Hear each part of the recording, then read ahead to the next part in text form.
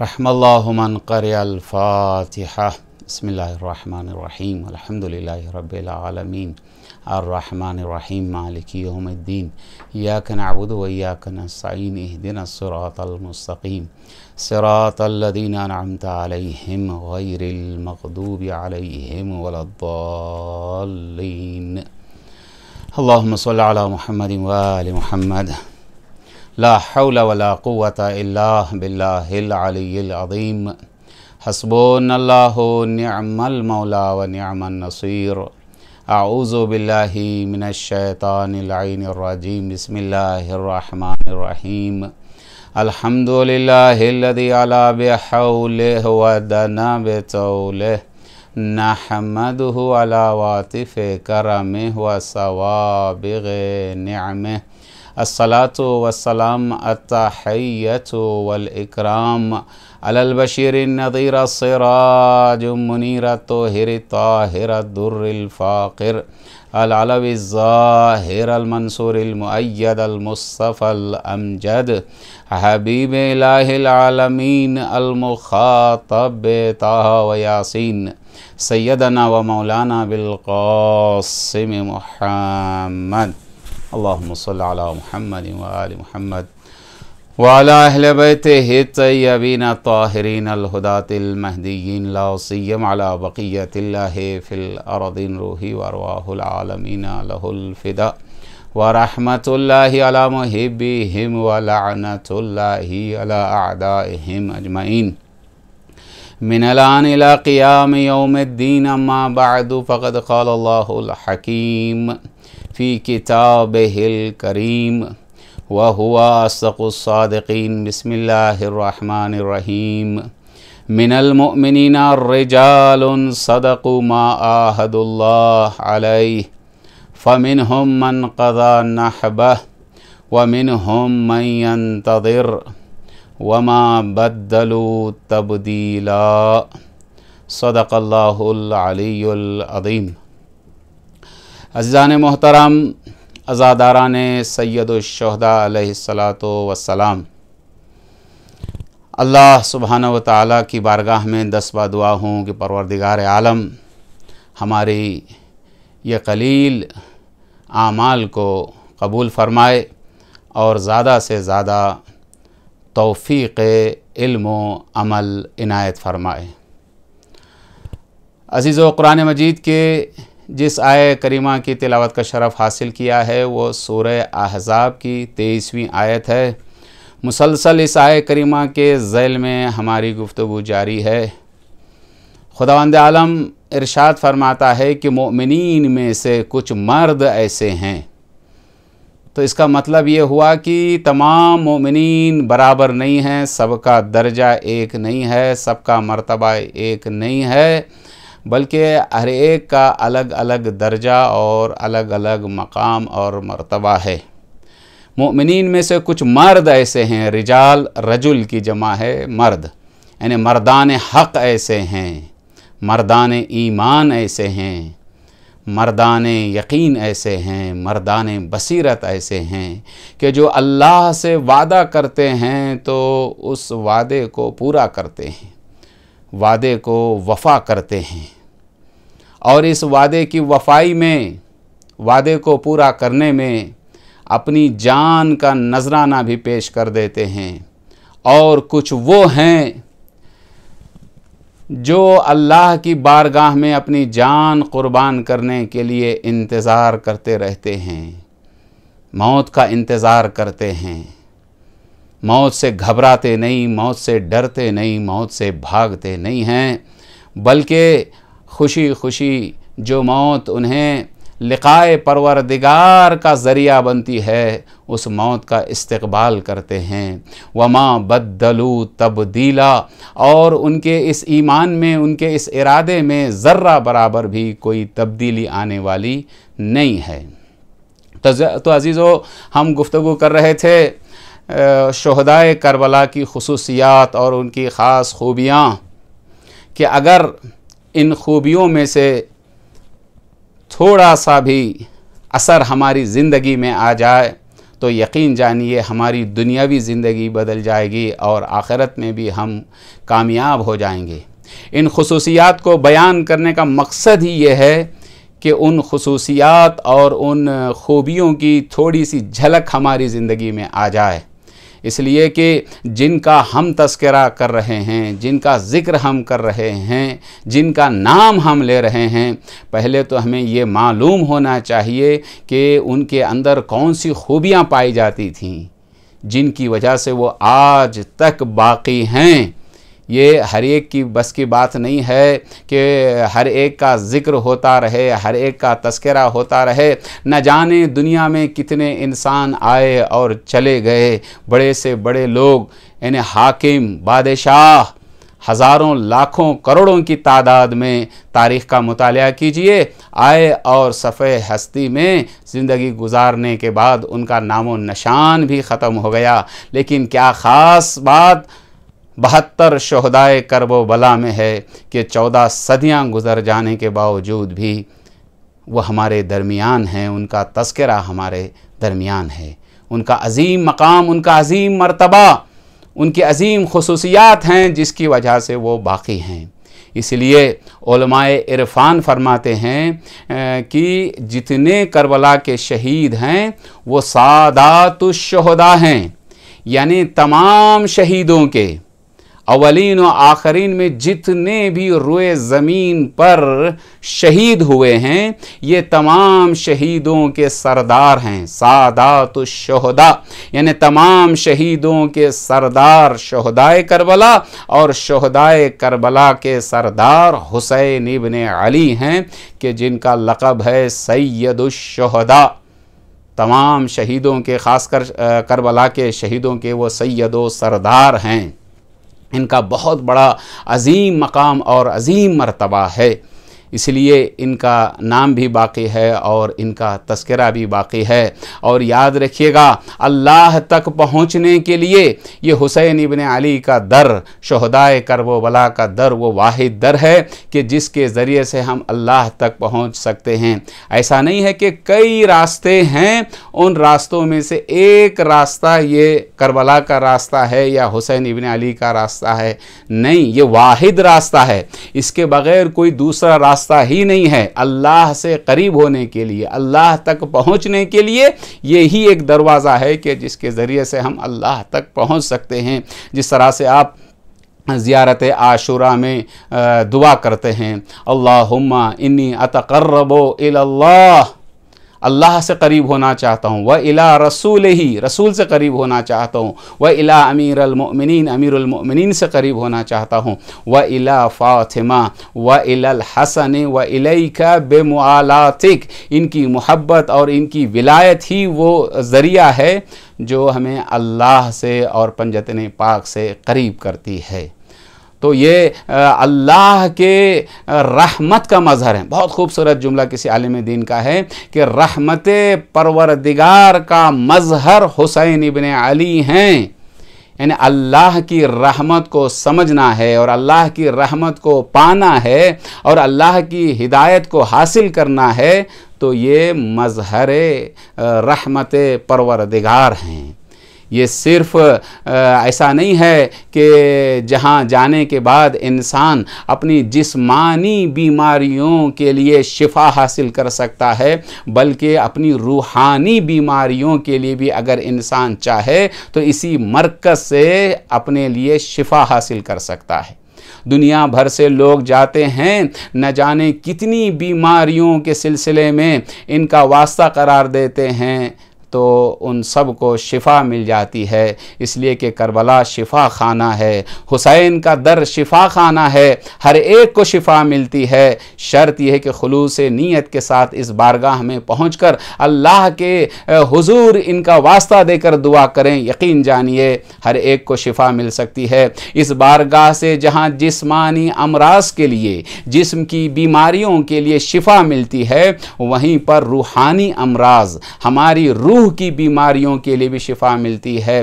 कितने ऐसे लोग हैं जो रूहानी बीमारी में मुब्तला हैं। आपको मालूम होना चाहिए कि जिस तरह से इंसान का जिस्म बीमार होता है, उसी तरह से इंसान की रूह भी बीमार हो जाती है। जिस तरह से इंसान के जिस्म का इलाज होता है, उसी तरह से इंसान की रूह की बीमारियों का भी इलाज हो जाता है। इंसान के रूह की बीमारियां क्या हैं, आप इससे आशना नहीं हैं। बहुत सारे लोग हैं जो जिस्मानी एतबार से सही व सालिम हैं, सेहतमंद दिखाई देते हैं, लेकिन रूह के एतबार से वो बीमार हैं, वो मरीज़ हैं। इन्हें किसी को, बहुत सारे लोग वो हैं जो रूहानी बीमारियों में मुब्तला हैं, यानी गुनाहों में मुब्तला होना, बुराइयों में आलूदा हो जाना, ये रूहानी बीमारी है।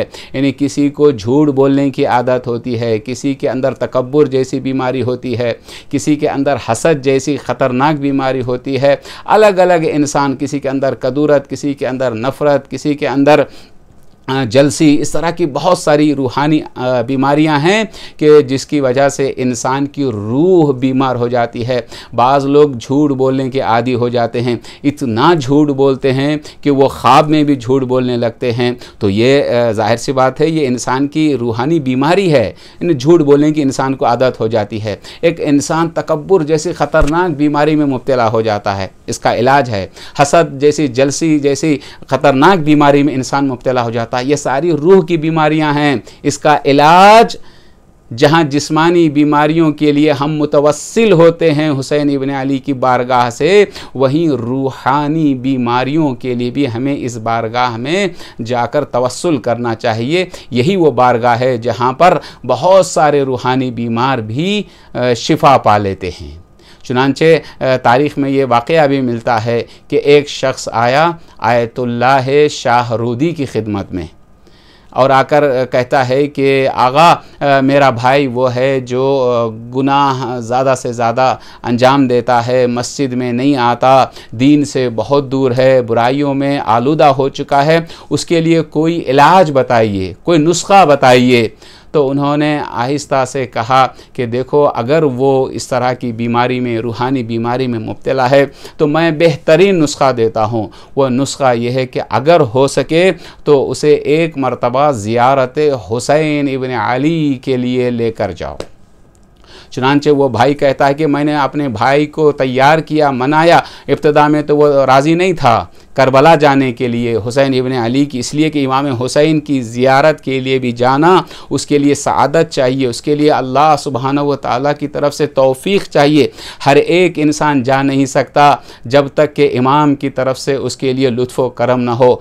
इसलिए कि पैसा होना ज़ियारत में जाने के लिए काफ़ी नहीं है। बहुत सारे मालदार हैं, माल रखते हुए भी वो ज़ियारत पे जा नहीं सके हैं। उनके पास इक़्तिदार है, बहुत सारी सहूलतें हैं, असबाब ज़िंदगी सब कुछ फराहम है, सेहती है, सलामती है, सब कुछ भी, लेकिन आज तक जा नहीं सके, इसलिए कि उनके अंदर तौफ़ीक़ नहीं है, उनके इमाम की तरफ से या खुदा की तरफ से उनको बुलावा नहीं है, दावत नहीं है। अगर किसी इंसान को ज़ियारत हुसैन की तौफ़ीक़ मिली है तो अल्लाह की बारगाह में शुक्र अदा करना चाहिए और इमाम हुसैन की चौखट पे जाकर वहाँ सजदे शुक्र अदा करना चाहिए कि इमाम ने नज़र करम किया और मुझे बुला लिया। उसी तरह से मजलिस हुसैन में आने के लिए भी हर कोई आ नहीं सकता। बहुत सारे लोग इरादे करते हैं लेकिन पहुंच नहीं पाते, और कुछ लोग वो हैं जो इरादा करके पहुंचते भी हैं तो वो मजलिस के अंदर आके ज़िक्र हुसैन सुन नहीं सकते, वो ज़िक्र हुसैन सुनने से महरूम हो जाते हैं। इसके लिए तौफ़ीक़ चाहिए। पाक दिल ही इंसान का ज़िक्र हुसैन सुन सकता है, ज़ियारत हुसैन से शरफ़याब हो सकता है। तो अज़ीज़ों, आयतुल्लाह शाहरूदी के कहने पर वो कहता है कि मैंने अपने भाई को किसी तरह से बहुत मुश्किल से आमादा और तैयार किया और कई महीनों के बाद वो शख्स करबलाए मुअल्ला पहुँचा। जैसे ही करबला मोहल्ला पहुँचा और वहाँ पहुँचने के बाद हुसैन इब्न अली के रोज़े मुबारक में पहुँचा, जैसे ही पहली निगाह रोज़े मुबारक इमाम हुसैन पर उसकी पड़ी, एक मरतबा जैसे रोज़े की तरफ उसने देखा, दिल मुनक़लिब हो गया, दिल टूट गया, दिल की कैफियत बदल गई, यहाँ तक कि उसके आँखों से आंसू आ गए। अपनी तमाम गुनाहों का मंज़र उसके नज़रों में आ गया कि मैंने क्या किया, और मैं किस बारगाह में आ गया हूँ। तो एक मर्तबा सारा हुर का वाक़या भी उसके नज़रों में आ गया और इमाम को खिताब करके कहता है कि फिर इस ज़माने का एक गुनहगार आपकी खिदमत में आया है, अगर आप नज़र करम करेंगे, इसलिए कि आप करीम इब्ने करीम हैं, तो मैं बदल जाऊंगा, मेरे अंदर तब्दीली आ जाएगी, मेरे अंदर चेंजेस आ जाएंगे। ये कहकर ज़ियारत के बाद फिर वो वापस आया। वापस आने के बाद बिल्कुल उसकी ज़िंदगी बदल गई, उसका तरीक़ा बदल गया, उसके जीने का अंदाज़ बदल गया। तो पता चला एक ज़ियारत हुसैन इंसान की ज़िंदगी को बदल सकती है, इंसान के ज़िंदगी में चेंजेस पैदा कर सकती है। सिर्फ ज़ियारत हुसैन में ही ये तासीर नहीं है, बल्कि मजलिस हुसैन में भी ये तासीर है। एक दो नहीं, सैकड़ों और हज़ारों वाक़यात ऐसे हैं कि जो बहुत सारे गुनहगार इंसान, बुरे इंसान मजलिस हुसैन में आने के बाद, दो कतरे आंसुओं के बहाने के बाद उनकी ज़िंदगी बदल गई है। क्या खूब सच फरमाया रसूल अल्लाह सल्लल्लाहु अलैहि वसल्लम ने कि इन्नल हुसैन मिसबाहुल हुदा, हुसैन हिदायत का चराग हैं। यानी जब तक इमाम हुसैन ज़िंदा थे उनका वजूद हिदायत का मरकज़ था, उनकी शहादत के बाद उनका रोज़ा हिदायत का मरकज़ बन गया। और न सिर्फ ये कि उनका रोज़ा हिदायत का मरकज़ बन गया, बल्कि आज ज़िक्र हुसैन भी हिदायत का मरकज़ बना हुआ है। मजलिस हुसैन इब्ने अली भी दुनिया भर में किसी भी इलाके में बर्पा होती है, वो हिदायत का मरकज़ करार पाती है। इसीलिए आयतुल्लाह शेख जाफ़र शोस्तरी फरमाते हैं कि उन मकामात में से एक मकाम जहाँ पर इंसान की दुआएं कबूल होती हैं वो मजलिस हुसैन है। इसलिए कि रिवायत में है कि क़ुब्बे हुसैनी पे पहुँचकर जो भी दुआ मांगता है अल्लाह उसकी दुआ को रद्द नहीं करता। वो फरमाते हैं कि क़ुब्बे हुसैनी सिर्फ करबला में महदूद नहीं है, इसका दायरा बहुत वसी है, इसका दायरा बहुत बड़ा है। इसलिए कि खुदावंद आलम की रहमत का दायरा बहुत वसी है, लामहदूद है। और जो मज़हर रहमत परवरदिगार है उसकी रहमत का दायरा भी बहुत वसी है। और दुनिया भर में जहाँ जहाँ भी मजलिस हुसैन बर्पा होती है वो जगह भी क़ुब्बे हुसैनी में शामिल है। अगर कोई खुलूस नीयत के साथ मजलिस हुसैन में भी दो कतरे आंसू के बहा कर अल्लाह की बारगाह में हुसैन इब्ने अली का वास्ता देकर दुआ करता है तो यकीन जानिए उसकी दुआ वहाँ पर भी कबूल हो जाती है। तो अजीज़ों, आपने देखा कि जहाँ जिस्मानी बीमारियों के लिए शिफा इस दर से मिलती है, वहीं पर रूहानी बीमारियाँ ये बहुत अहम हैं। हर एक शख्स कामयाब इंसान वो है, सक्सेसफुल इंसान वो है जो अपनी जिस्मानी बीमारियों के साथ साथ अपनी रूहानी बीमारियों का इलाज करे। हर आदमी समझे इसके लिए कहाँ जाएं। आप कोई भी इंसान जिस्मानी एतबार से बीमार होता है तो वो कहाँ जाता है? डॉक्टर के पास जाता है, हॉस्पिटल जाता है। उसी तरह से अगर कोई इंसान रूहानी बीमारी में मुब्तला है, किसी भी गुनाह में इंसान किसी गुनाह करने का आदी हो जाता है, मुसलसल गुनाह पे गुनाह करता जाता है, तो समझो वो रूहानी बीमारी में मुब्तला है। यानी अगर हमारा कोई बच्चा बीमार हो जाता है तो हम दौड़ते दौड़ते भागते भागते किसी तरह से डॉक्टर के पास पहुँचने की कोशिश करते हैं ताकि इस बच्चे की बीमारी का इलाज हो जाए। उसी तरह से अगर खुदा ना खास्ता हमारा बच्चा भी, हमारा जवान भी, हमारे घर की बेटी भी, कोई भी रूहानी एतबार से बीमार है, किसी को झूठ बोलने की आदत है, कोई बार बार गुस्सा कर रहा है, कोई तकब्बुर और घमंड में मुब्तला है, और कोई हसद की बीमारी में मुब्तला है, कोई दूसरों को धोखा देने में मुब्तला है, इस तरह की बेशुमार रूहानी बीमारियां हैं। अगर खुदा ना खास्ता इस बीमारी में मुब्तला है तो उसे चाहिए कि किसी अपने महल्ले के आलिम दीन की तरफ रुजू करे। आलिम दीन बताएगा कि उस रूहानी बीमारी का इलाज क्या है। और अगर आपको शिफा खाने की तलाश है तो मजलिस हुसैन में आ जाओ। ये मजलिस हुसैन आपको जिस्मानी बीमारियों का शिफा भी बताएगी और रूहानी बीमारियों के लिए भी बेहतरीन इलाज का ज़रिया यहाँ से मिलेगा।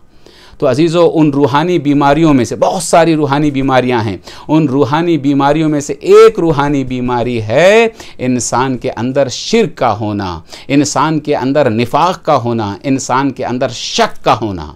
शक एक इंसान की रूहानी बीमारी है। आपको मालूम है कि इंसान जो बहुत सारे गुनाहों में मुब्तला होता है, बहुत सारी बुराइयां अंजाम देता है, इसी शक की बिना पर, यानी उसके अंदर ईमान नहीं होता, उसके अंदर यकीन नहीं होता। मैंने कल की मजलिस में अर्ज़ किया कि शोहदाए करबला की एक ख़ुसूसियत ये थी कि वह अहले यकीन थे, यकीन के आखिरी मर्तबे पर थे, और शक को रैब उनके अंदर ज़र्रा बराबर नहीं पाया जाता था, इसलिए कि शक का होना रूह की बीमारी है। यानी इंसान कभी खुदा के सिलसिले में शक करता है नहीं है नहीं है। अगर खुदा पर यकीन है तो क्या वो गुनाह करेगा? इसलिए कि अगर खुदा के वजूद का यकीन है और इस बात पर यकीन है कि वो हमें देख रहा है, अगर बच्चा भी देख रहा है तो हम बच जाते हैं, कोई दूसरा इंसान, आम लोग भी देख रहे होते हैं तो हम अपने आप को बचा लेते हैं। हमें यह हरगिज़ पसंद नहीं कि बच्चे के आगे बेइज्जत हो जाएं, किसी भी दूसरे इंसान के सामने हमारी ज़िल्लत और रुसवा हो जाए। तो क्या खुदा देख रहा हो तो हमें यह गवारा होगा कि हम किसी बुराई में या किसी गुनाह में मुब्तला हो जाएं? अगर हमारा ईमान और यकीन मजबूत है, खुद ब खुद इंसान अपने आप को बचा लेगा। लेकिन अगर शक है, नौज़ुबिल्लाह, किसी के दिल में खुदा के वजूद के सिलसिले में शक है, या खुदा के हाजिर व नाजिर होने में शक है, या क़यामत के सिलसिले में शक है, या जन्नत व जहन्नम के सिलसिले में शक है, या इमाम के सिलसिले में शक है, या रिसालत के सिलसिले में शक है, तो ये बीमारी इतनी ख़तरनाक है कि जिसकी वजह से इंसान बुराई पे बुराई करता चला जाता है, गुनाह पे गुनाह करता जाता है। न सिर्फ कि गुनाह करता जाता है बल्कि एहसास गुनाह भी ख़त्म हो जाता है। एहसास गुनाह होना ये इंसान के सियाह दिल होने की निशानी है, ये इंसान के शक व शुबे में मुब्तला होने की निशानी है। आपको मालूम है कि जिस तरह से जिस्म की 6 हालतें होती हैं, उसी तरह से हमारी रूह की भी 6 हालतें होती हैं। इंसान का जिस्म या सोता है या जागता है, इंसान का जिस्म या बीमार होता है या सही व सालिम होता है, इंसान का जिस्म या मुर्दा है या ज़िंदा है। उसी तरह से इंसान की रूह भी या सोती है या जागती है, या सही व सालिम है या बीमार है, या ज़िंदा है या मुर्दा है। अब ये जिस्म के सिलसिले में तो हर एक जानता है कि उसका सोना कैसा, उसका जागना कैसा, उसकी बीमारी क्या, उसकी सलामती क्या, उसका मरना क्या, उसका ज़िंदा रहना क्या। लेकिन रूह के सिलसिले में समझने की ज़रूरत है कि रूह का सोना क्या है, रूह का जागना क्या है। याद रखिएगा कि इंसान के अंदर जो जहालत है, जो नादानी है, उसकी वजह से इंसान की रूह सो जाती है, और इल्म की वजह से इंसान की रूह बेदार रहती है। तो लिहाजा हम कोशिश ये करें, इसलिए इस्लाम ने जितना इल्म की अहमियत दी है, किसी और मज़हब ने, किसी और दीन ने इतनी अहमियत नहीं दी है। हमारी सारी और बहुत सारी बुराइयों की जड़ हमारी जहालत है।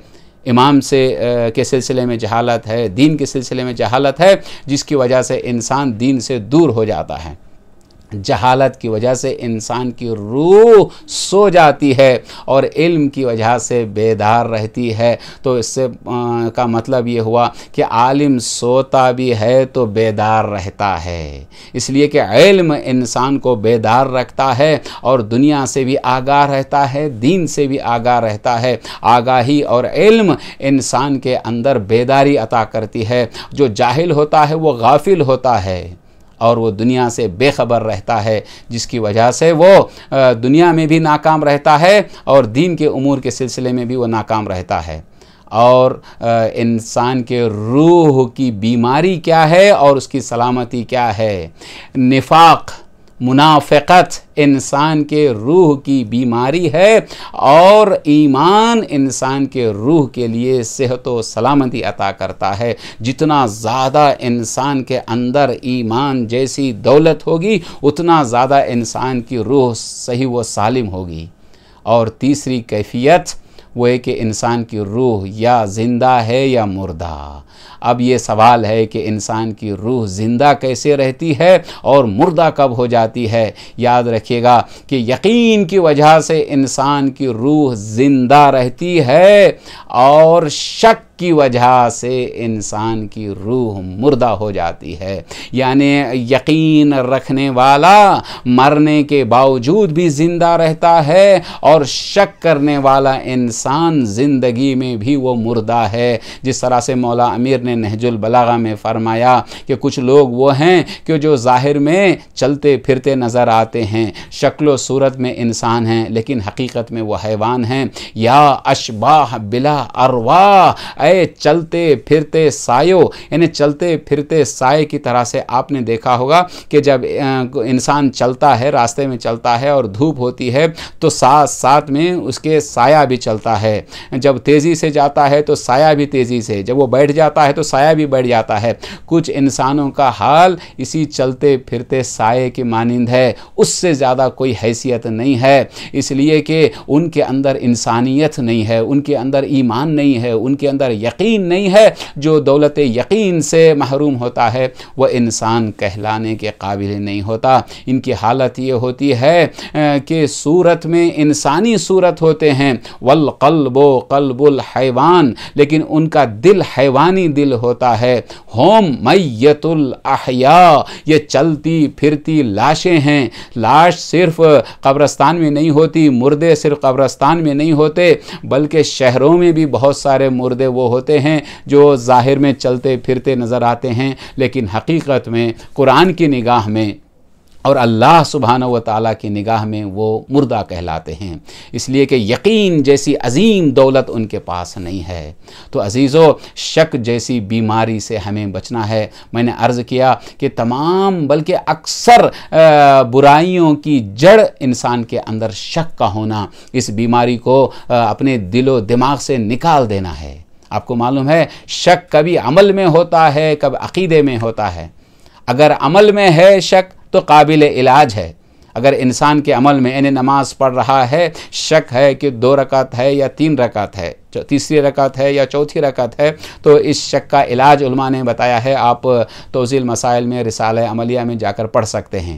यानी तमाम नमाज़ों में शक्कियात के सिलसिले में बाकायदा तौर पर फार्मूला है, उसका राह हल बताया गया है। रोज़े में की हालत में शक हो तो उसका तरीक़ा क्या है, राह हल क्या है। वज़ू करने के बाद शक हो तो उसका राह हल क्या है, यानी उसका इलाज बताया गया है। लेकिन अगर खुदा ना खास्ता अगर ज़र्रा बराबर भी शक व शुबहा इंसान के अक़ीदे में है, ईमान में है, तो हलाकत ही हलाकत है, उसका कोई इलाज नहीं है। यानी अगर इंसान पूरी ज़िंदगी भर अमल करता जाए, ज़र्रा बराबर भी सुलह हसन में शक करे, शहादत हुसैन में शक करे, या किसी भी अक़ीदे के सिलसिले में ज़र्रा बराबर भी शक करे, तो वो उसकी हलाकत ही हलाकत है, वो फिर नजात याफ्ता होने वाला नहीं है।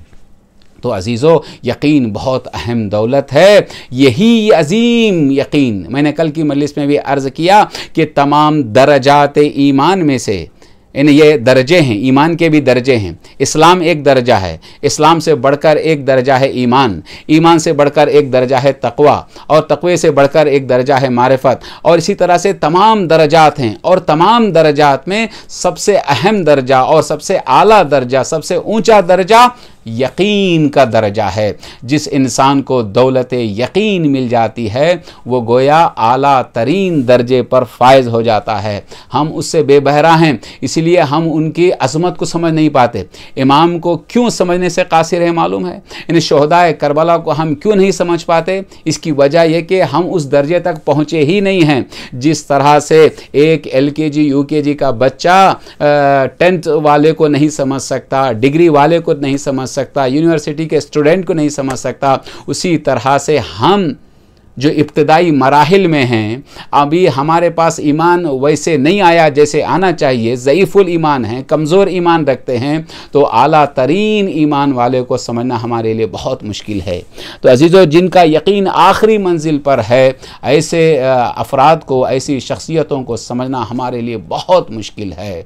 कोशिश ये करें कि हम उनके करीब हो जाएं। उनके करीब होने के लिए उनका अमल अपनाना होगा, उनके किरदार को अपनाना होगा, और उनकी खुसूसियतों में से कोई एक झलक भी हमारे अंदर आ जाती है तो हम उनसे करीब होंगे। जब हम करीब होने का मतलब कोई ज़मानी क़ुर्ब नहीं है, ज़माने के एतबार से करीब होना नहीं है, या मकानी क़ुर्ब नहीं है जो हम नमाज़ों में कहते हैं क़ुर्बतन इलल्लाह, अल्लाह से करीब होना। इसका मतलब ये कि नहीं कि हम खाने काबा में पहुंच जाएं तो अल्लाह से करीब हो जाएंगे, मस्जिद में गए तो अल्लाह से करीब हो जाएंगे ना। इसका मतलब ये है कि अल्लाह से करीब होने के लिए अल्लाह ने जो बंदगी की खुसूसियात बताई हैं उन खुसूसियात को अपना लेंगे तो हम अल्लाह से करीब हो जाएंगे। यानी रूहानी एतबार से, मानवी एतबार से, स्पिरिचुअल एतबार से अल्लाह से करीब होना है। उसी तरह से शुहदाए करबला से भी करीब होने का मतलब ये नहीं कि हम इराक़ पहुँच जाएं या इराक़ में सुकूनत इख्तियार कर लें या करबला के करीब जाकर हम वहाँ अपनी ज़िंदगी गुजारें या वहाँ सुकूनत पजीर हो जाएं। नहीं, बल्कि स्पिरिचुअल एतबार से, मानवी एतबार से। इसलिए कि करबला के शुहदा न किसी ज़माने में महदूद हैं, न सन 61 हिजरी में महदूद हैं, और ना ही किसी मकान में महदूद हैं। गर्चे करबला में उनकी कब्रें हैं, उनके मज़ारात हैं, लेकिन उनकी ईमान के उसअत का दायरा और उनके यकीन का दायरा और उनकी खुसूसियतों का दायरा पूरी दुनिया में फैला हुआ है। आज भी मजलिस हुसैन में आप एक इरादा करें तो उनसे करीब हो सकते हैं। ये आंसुओं के कतरे हमें उनसे करीब कर सकते हैं। बस इंसान के अंदर एक एहसास गुनाह हो, इन अपने अंदर एतराफ़ हो कि परवरदिगार मैं गुनहगार हूँ, मैं ख़ताकार हूँ, मैं मजलिस हुसैन में हाज़िर हो गया हूँ, तो इसी हुसैन और शुहदाए करबला के वास्ते से मुझे भी मेरे आने को भी कबूल फरमा ले। फिर यहाँ से मैं जाऊँगा तो मेरी कैफियत बदली बदली सी हो जाएगी। इसलिए कि एहसास का होना बहुत ज़रूरी है। इंसान वो है जिसके अंदर एहसास हो, जिसके अंदर फीलिंग्स हो। जिसके अंदर एहसास ही ना हो वो इंसान ही नहीं। मुसलसल वो गुनाह पे गुनाह करता चला जाता है तो उसके अंदर एहसास कहाँ से पैदा होगा।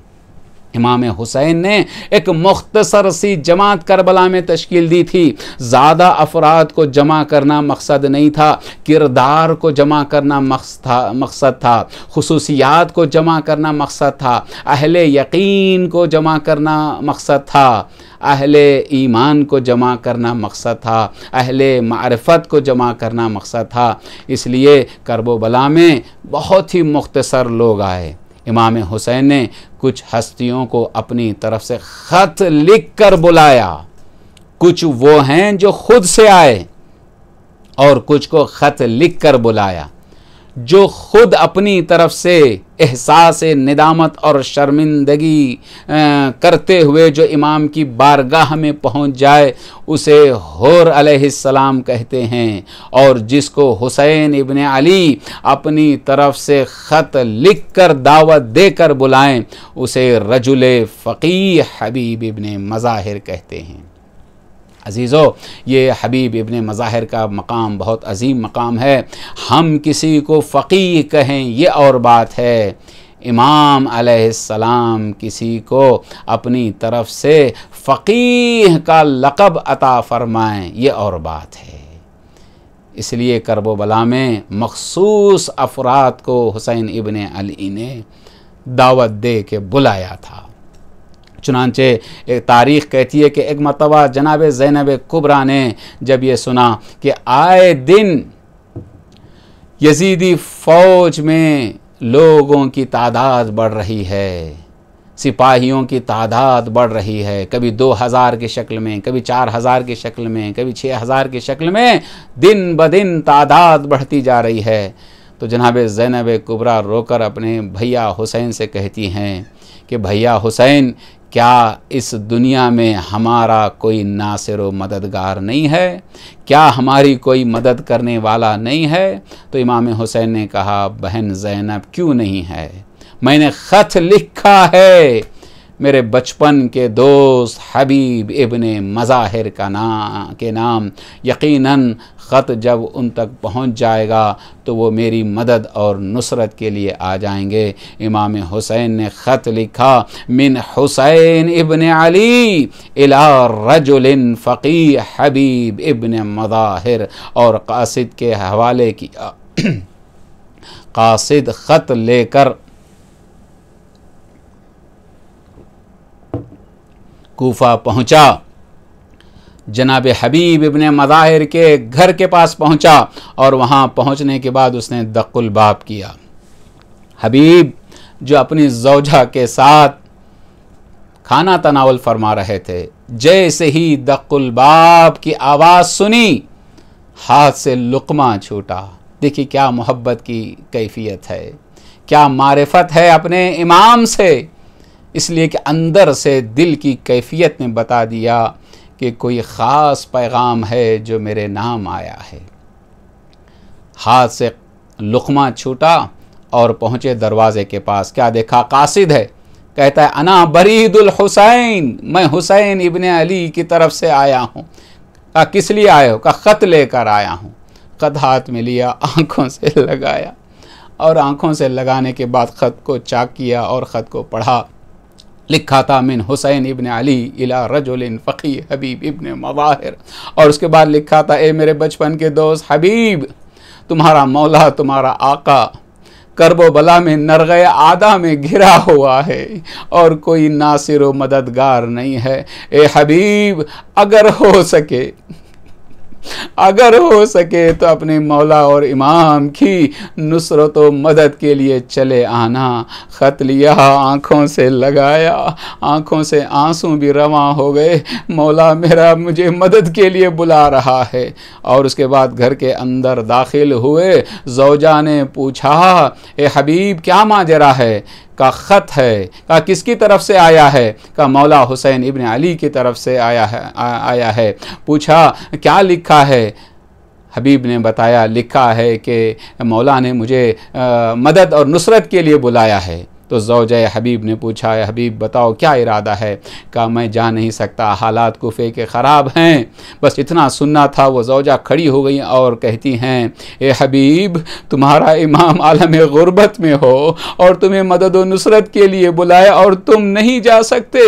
बस इतना कहना था। हबीब रो पड़े और रोने के बाद कहा, ए मेरी ज़ौजा, मैं तो बस तुम्हारा इम्तिहान लेना चाहता था। अरे ये कैसे हो सकता है कि मेरा मौला मुझे आलम गुरबत में याद करके मुझे दावत देकर बुलाए और मैं न जा सकूं। बस हबीब तैयार हुए, गुलाम को बुलाया, घोड़ा हवाले किया। का कूफे के हालात ठीक नहीं हैं, आहिस्ता से एक मकाम पर ले जाके इंतज़ार करना, मैं आहिस्ता आहिस्ता से उस मंजिल में पहुंच जाऊंगा और वहां से फिर करबला रवाना हो जाऊंगा। बस अज़ादारो, गुलाम घोड़ा लेकर उस मंजिल में पहुंच गया। चुनांचे तारीख कहती है बहुत हालात कूफे के ख़राब थे, हर तरफ दुश्मनों का नरगा था। आहिस्ता आहिस्ता हबीब बाज़ार से होते हुए उस मंजिल तक पहुंचना चाहते हैं। पहुंचने में थोड़ी देर लगी। तारीख कहती है इतने में गुलाम ने क्या देखा कि घोड़े के आंखों से आंसू रवा हैं। गुलाम समझ गया कि घोड़ा तड़प रहा है। इतने में गुलाम घोड़े से कह रहा है, घोड़े न घबरा, अगर मेरे आका के आने में देर हो गई तो मैं सवार होकर करबला जाऊंगा और हुसैन इब्ने अली की मदद करूंगा। हबीब ने जब एक मर्तबा गुलाम का ये मतलब सुना, तड़प गए और कहा, हाय मेरे आका पर वो कौन सी मुसीबत आ गई कि गुलाम भी मदद करने को तैयार हो गए। अजीजो, हबीब इब्ने मज़ाहिर घोड़े पर सवार होकर करबला की जानिब रवाना हुए। जब करबला के सिमत पहुँचे, दूर से इमाम हुसैन ने क्या देखा कि कूफे के जानिब कोई गुबार नमूदार है। बस इंतज़ार किया, देखा कि कोई और नहीं, हबीब इब्ने मदाहिर आ रहे हैं। अब्बास से कहा, अली अकबर से कहा, जाओ मेरे बचपन के साथी हबीब का इस्तकबाल करो। एक तरफ से अब्बास और एक तरफ से अली अकबर पहुंचे और खुद इमाम हुसैन भी आगे आगे है कि हबीब का इस्तकबाल हो रहा है। जैसे ही हबीब खैमे हुसैनी के पास आए, इमाम हुसैन के साथियों ने तकबीर की आवाज बुलंद की। अज़ादारो आवाज अल्लाहु अकबर की एक मर्तबा ज़ैनब के कान से टकराई। ज़ैनब समझ गई कोई माजरा है। फिज़ा से कहा, ए माँ फिज़ा, जाओ देखो क्या माजरा है। फिज़ा ने कहा, शहजादी हबीब इब्ने मदाहिर हुसैन की मदद के लिए आ गए हैं।